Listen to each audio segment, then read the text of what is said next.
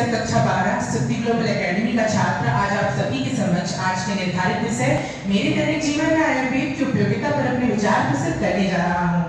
महोदय, महर्षि चरक से लेकर अत्रेय तक विज्ञान एवं अनुसंधान की अद्भुत गाथाओं को समेटे ये महान भारतीय गणराज्य अपने इतिहास में अपने स्वर्णिम भविष्य की राह खोज रहा है। अतः इतिहास की किताबों को पलटते हुए कुछ सवाल मानव मस्तिष्क की चेतना में उत्पन्न होते हैं कि जब 13वीं सदी में यूरोप प्लेग नामक बीमारी से करा रहा था, तब भारतीय समाज को स्वस्थ रखने वाला विज्ञान कौन सा रहा होगा। जब हारे हुए सिकंदर ने मरे हुए सैनिकों की लाशें सिंधु किनारे फेंकवा दी थी, तब पौरव राष्ट्र में महामारी को फैलने से रोकने वाली विधा कौन सी रही होगी। जिस कालखंड में सजा के नाम पर लोगों के कान और नाक काट दिए जाते थे, शल्य चिकित्सा से मानवीय संवेदनाओं की लाज बचाने वाला शास्त्र कौन सा रहा होगा। आदरणीय, मैं और किसी की नहीं, पराशर निवेश और सुश्रुत की परंपराओं से निकले चिकित्सा शास्त्र आयुर्वेद की बात कर रहा हूँ। संधि विच्छेद की विधा का सहारा लिया जाए तो आयुर्वेद संस्कृत के दो मूल शब्दों आयु और वेद से मिलकर बना है, अर्थात आयुषो वेदा इत्त आयुर्वेदा। आयुर्वेद कुछ बात तो है जो हस्ती मिटती नहीं हमारी, सदियों रहा है दुश्मन दौरे जहां हमारा। आदरणीय, मेरे दैनिक जीवन में आयुर्वेद की भूमिका की बात की जाए तो ये वक्तव्य अंतहीन हो सकता है। रोज सुबह ब्रह्म मुहूर्त में मुझे उठाने की माँ की जद्दोजहद हो या फिर नमक से गरारा करना, दोपहर के खाने के बाद नीम बटी की वो एक गोली हो या फिर शाम को वो हल्दी वाला दूध, गर्मियों की रातों में आम की वो लौची हो या आम बना, मेरे दैनिक जीवन में आयुर्वेद अपनी बसाहट कहीं ना कहीं ढूंढ ही चुका है। बाबा का केवल नीम की दातून से मंजन करना बचपन में नीम के पेड़ पर जुर्म मालूम होता था, परंतु ये कितना वैज्ञानिक है आज जाकर जाना है।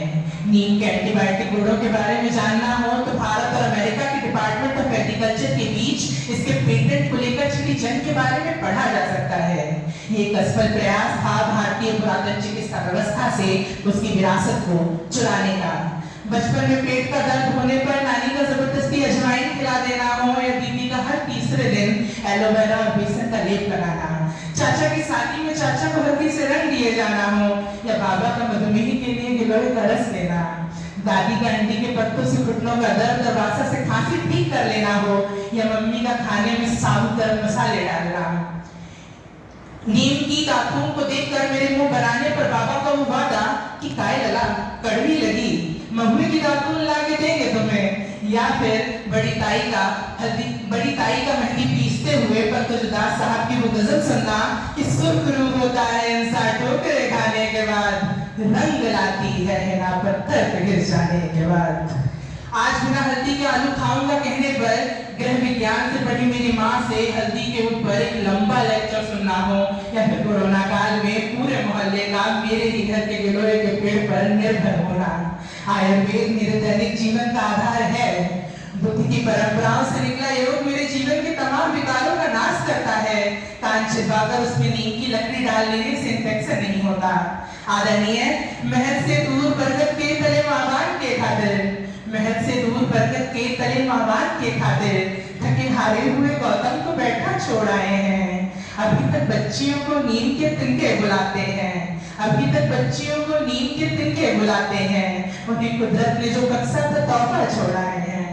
आदरणीय, हल्दी कैंसर के इलाज में कारगर हो सकती है और आयुर्वेद वर्षों से आर्थराइटिस जैसी बीमारियों का सफल इलाज करता आया है, इस बात को आधुनिक विज्ञान भी मानता है। भारत के प्राणाचार्य लिखने वाले कविराज रत्नाकर शास्त्री के जिस इलाके से मैं आता हूँ, वहाँ जीवन रोज तमाम अभावों से जूझता मालूम होता है। पूर्व काल में डाकुओं के भय के कारण वैद्य हकीमों का ज्यादा आवागमन नहीं था, अतः किसी भी बीमारी का पहला इलाज रसोई में ही देखा गया, जिस कारण इस इलाके के लोगों के अंदर आयुर्वेद की समझ थोड़ी ज्यादा पाई जाती है। हमारे पास गंगा तो नहीं है, पर यमुना और चंबल के किनारे जीवन को आयुर्वेदिक औषधियों से समृद्ध ही करते हैं। बाबा तो अब इस दुनिया में नहीं रहे, पर मुझे भरोसा है कि नीम की दातून एक ना एक दिन पापा तक पहुंच ही जाएगी। आगे भी महुए की दातून मेरे जीवन में मिठास होती रहेगी और आगे भी जीवन की तमाम समस्याओं का हल आयुर्वेद देता रहेगा। अतः मेरे जीवन में आयुर्वेद की भूमिका को शब्दों में व्यक्त नहीं किया जा सकता।